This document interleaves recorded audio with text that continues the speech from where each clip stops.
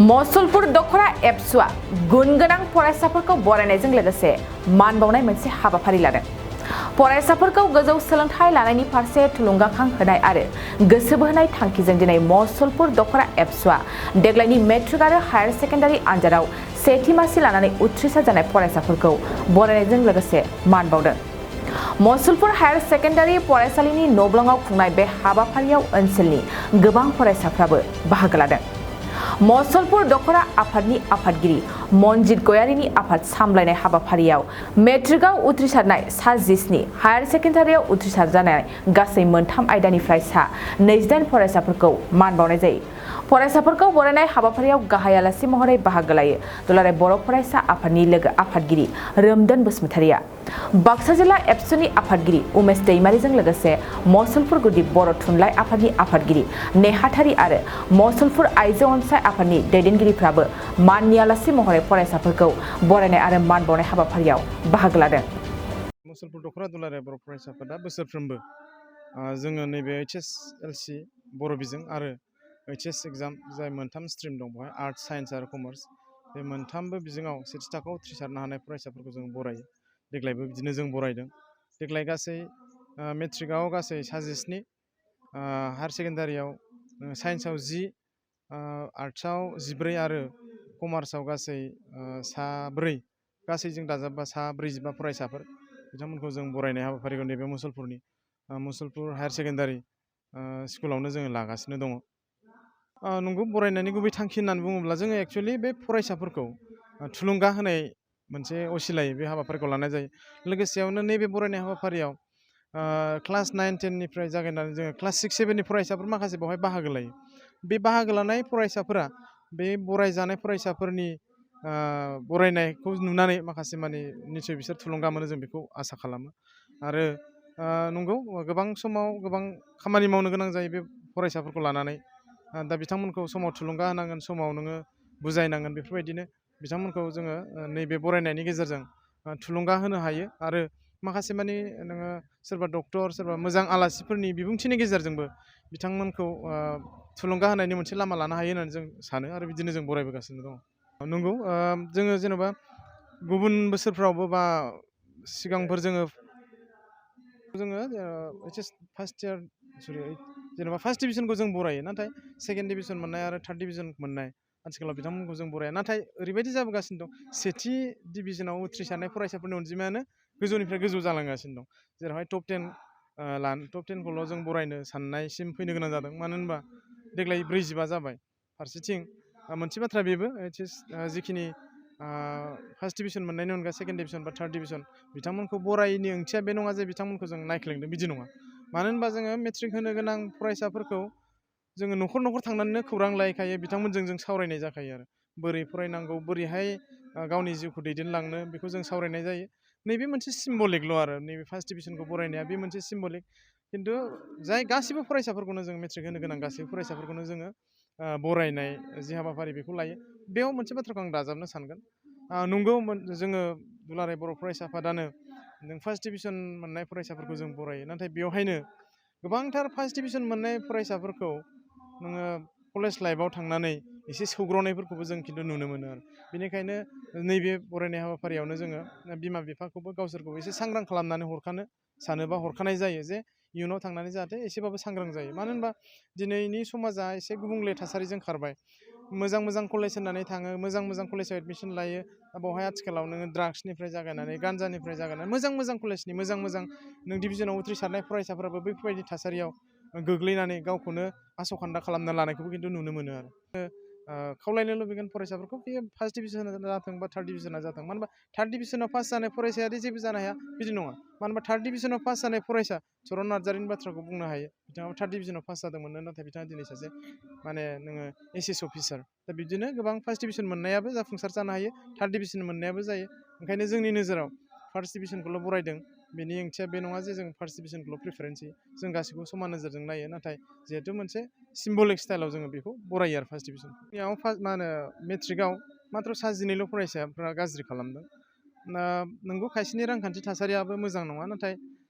बिथांमोना जुदि गाज्रि खालामदोंब्लाबो, नाथाय फेलनिफ्राय माखासे मानि बाथ्राखौ जों सोलोंनो हायो आरो। दा बिथांमोनाबो सोलोंनांगोन। मेट्रिकआव फेल जाबायनि बेनि ओंथिया बे नङा जे नोङो गोग्लैसोना थानांगौ मानो होनबा गोबां फरायसाफोर जाय मेट्रिकआव फेल जायो नेक्स्ट बोसोराव फार्स्ट डिभिजन मोननायबो दङ दा मेट्रिकआवसो मोनसे एग्जामावसो फेल जादों नाथाय लाइफआवथ' फेल जायाखै दा बे मोनसे टारगेटखौ लाना बिथांमोना दावगालांनो हायोब्ला निस्सय जाफुंसारनो हागोन दा बिदिथ' नङा एक्सुवेलि नंगौ जेन'बा नोङो गुबुन हारिफोरखौ नायोब्ला बिमा बिफाफोरा जेरावहाय नों हायार सेकेन्डारि डिग्रि फरायनायफोरखौबो माने मोजाङै बिमा बिफायानो दैदेनो नाथाय जोंनिया गोबां बिमा बिफाया एक्सुवेलि मा खालामो मेट्रिक पास जाबाय हायार सेकेन्डारि पास जाबाय माने गां राबाय होननाय बायदि आरो जेब्लायबो उदां नाथाय बे मोनसेयानो माब्लाबा माब्लाबा जोंनि मोजां मोजां फरायसाफोरखौबो खहा खालामदों दा जोंनि आफाद गौथुमफोराबो एक्सुवेलि दायथ'आ बेयावनो जोबो बिदि मालाबाबो जानो हाया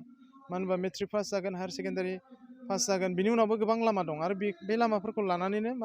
खामानि मावबाय थानायखौ जोङो मावबोनोबो नाजादों मानो होनबा माब्लाबा कचिं होदों माब्लाबा नोङो बबे लामाजों थांनो हायो बेफोरबायदि खायसे बाथ्राखौबो सावरायो नोंगौ खायसे फरायसाफोरा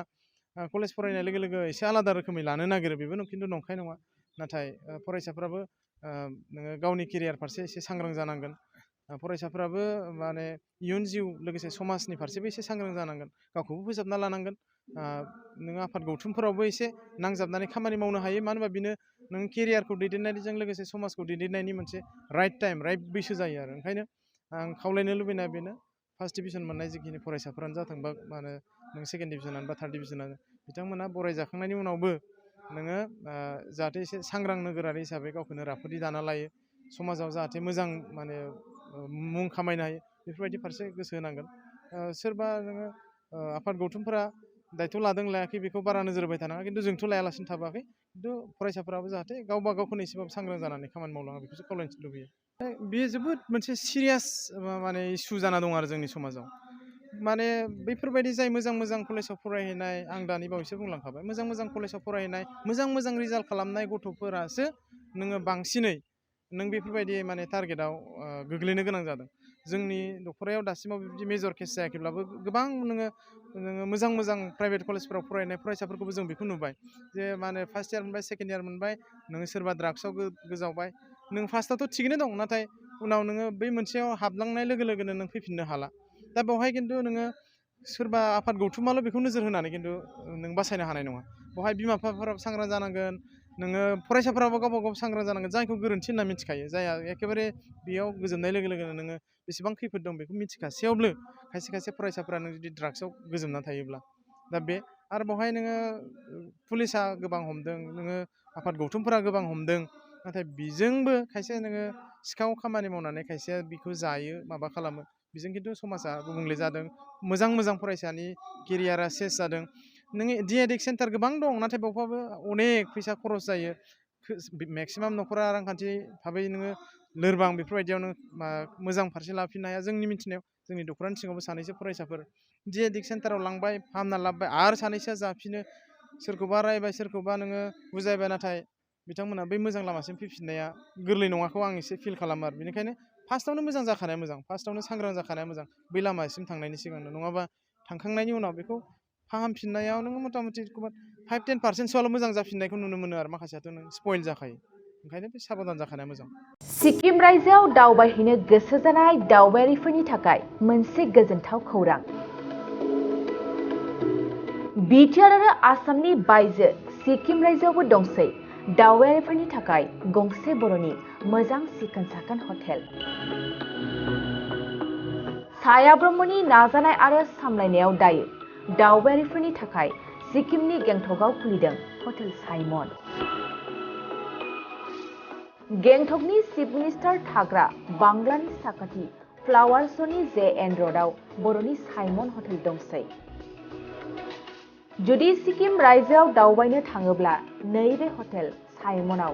दावबायारिफ्रा हर थानो हागोन गासैबो खाबुगोनां साया ब्रह्मनि हटेल साइमनआव जायखिजाया समावनो दावबायारिफ्रा रुमखौ बुकिं खालामनो हागोन लोगोसेनो सोरबाफोर दावबायारिया सिगांग्रो रुमखौ बुकिं खालामनो सानोब्ला नैबे मबाइल नाम्बार 6296623149 आरो 7011225908 आव थोंजों स्लट लाहरनो हागोन